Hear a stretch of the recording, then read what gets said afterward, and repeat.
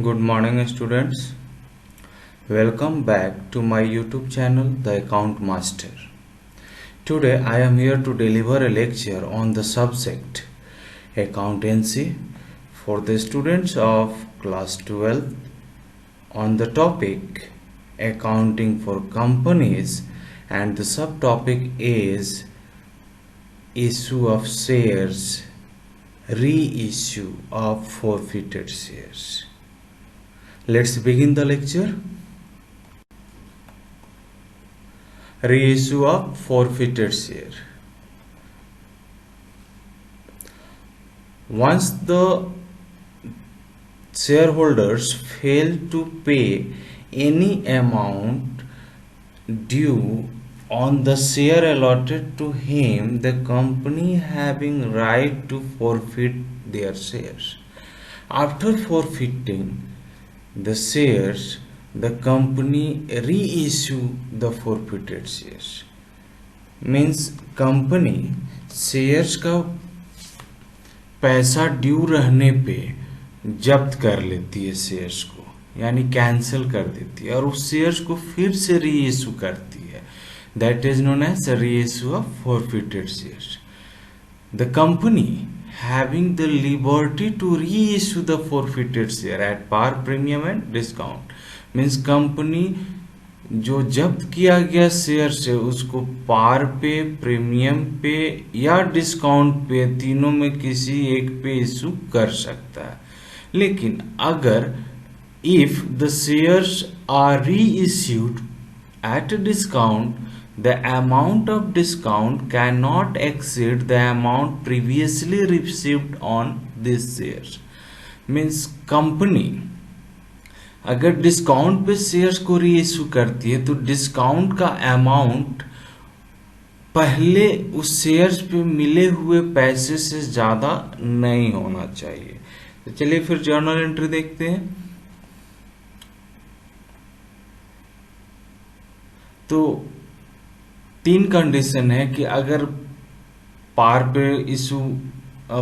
पे री इश्यू करेंगे तो if forfeited share reissued at par, तो bank account debit to share capital account.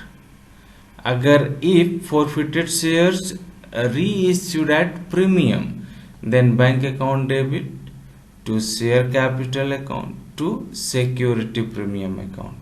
And third one,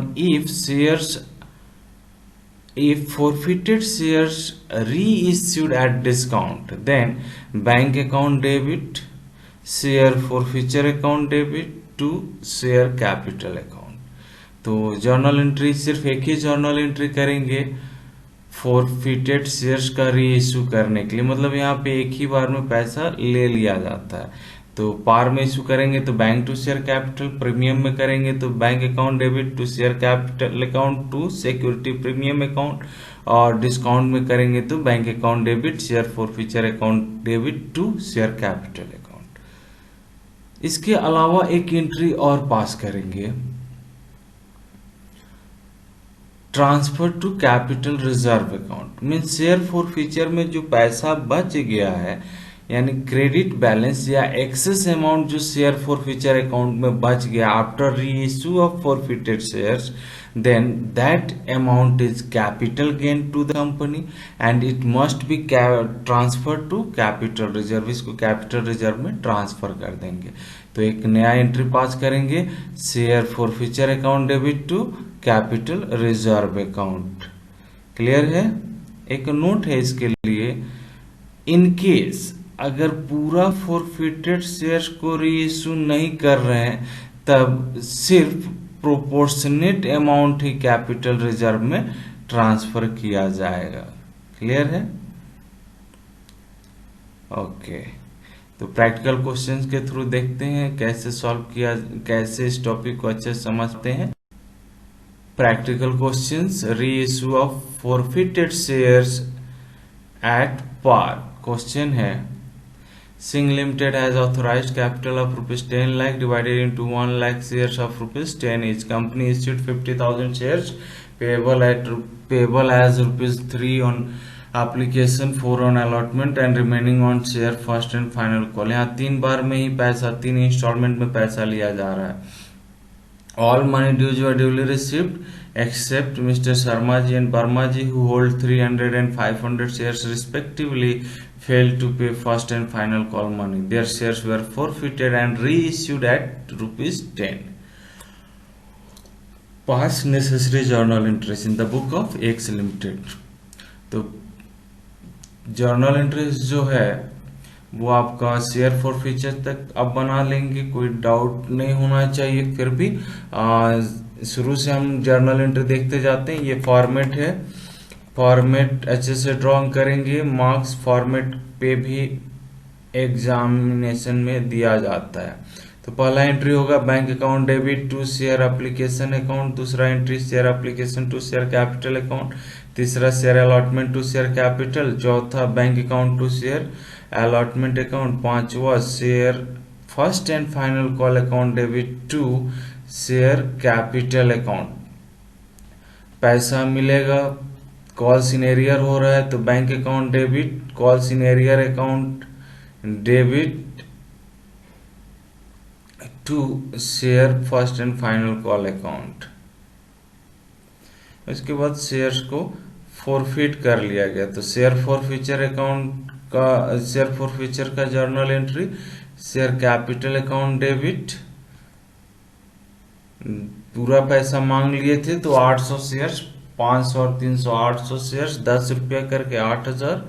उसके बाद कॉल्स इन एरियर, जो पैसा नहीं मिला, कितना नहीं मिला, 3 रुपया करके 2400 रुपया नहीं मिला, और जो पैसा मिला उसको जब्त कर लिए। शेयर फॉर फ्यूचर अकाउंट 7 रुपया करके, मतलब 3 रुपया एप्लीकेशन में दिया था, 4 रुपया अलॉटमेंट में दिया था, टोटल 5600 उसका जब्त कर लिया गया। इसके बाद हम री इश्यू किए एट पार में, तो bank account debit to share capital account 8000। Share forfeiture का इस्तेमाल नहीं किया गया, यानी पूरा का पूरा शेयर फॉर फ्यूचर को हम ट्रांसफर कर देंगे कैपिटल रिजर्व में। Share forfeiture account debit to capital reserve account. Clear है? ओके, आगे चलते हैं, दूसरा क्वेश्चंस को देखते हैं ताकि आसानी से इस टॉपिक को समझा जा। दूसरा क्वेश्चन है री issue of for future share at premium, premium में री इश्यू कर रहे हैं। क्वेश्चन सेम है, सिर्फ री इश्यूड एट ₹11 दिया हुआ है, तो जर्नल एंट्री सेम होगा, जितना जर्नल एंट्री था वो सब जर्नल एंट्री सेम होगा। एप्लीकेशन का पैसा मिला, कैपिटल में ट्रांसफर किया, अलॉटमेंट का पैसा मांगे, अलॉटमेंट का पैसा मिला, share first call final call का पैसा मांगे, share first and final call का मिला, और 800 शेयर होल्डर्स का एरियर हो गया। इनका शेयर्स को जब्त कर लिया गया। अब री इश्यू करेंगे तो bank account debit to share capital account to securities premium account, तो ये जर्नल एंट्री है, और शेयर फॉर फ्यूचर का पैसा कैपिटल रिजर्व में ट्रांसफर कर देंगे।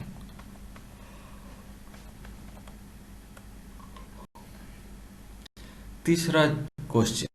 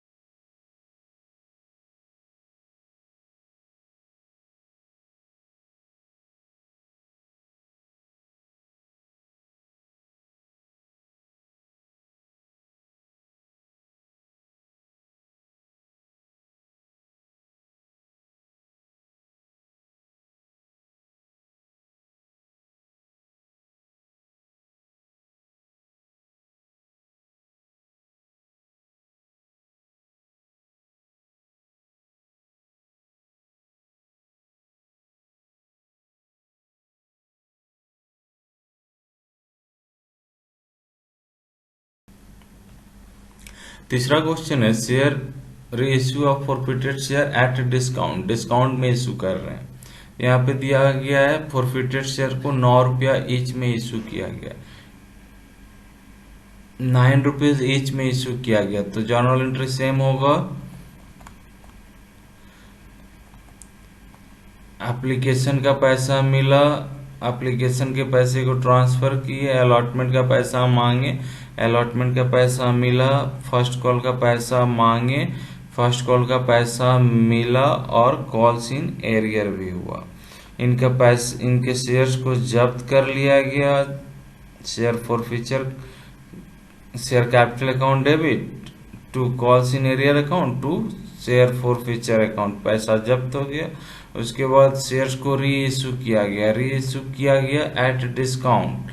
तो री इशू करेंगे बैंक अकाउंट डेबिट, 9 रुपया और 1 रुपया जो डिस्काउंट दिए वो कहाँ से लाएंगे, शेयर फॉरफीचर से लाएंगे। तो share forfeiture account debit to share capital account. अब बचा हुआ पैसा जो है शेयर फॉरफीचर का, उसको कैपिटल रिजर्व में ट्रांसफर कर देंगे। तो देखिए क्रेडिट में था 5600 शेयर फॉरफीचर का था, डेबिट में 800 रुपया, मतलब 5600 से 800 रुपया यूज हो गया, बचा कितना 4800। तो share forfeiture account debit to capital reserve 4800। Clear है? तो ये आपका तीसरा question.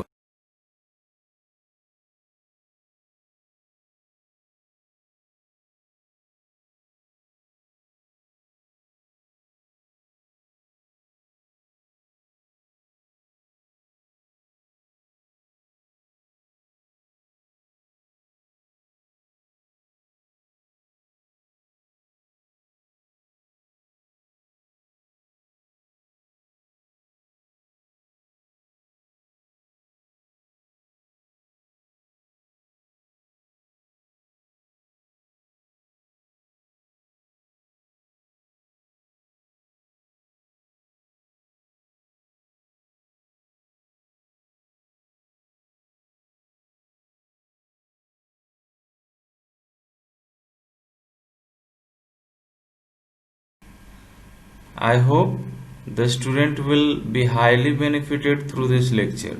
Their queries and suggestions are appreciated. Thanking you. Be happy, make someone happy. Have a great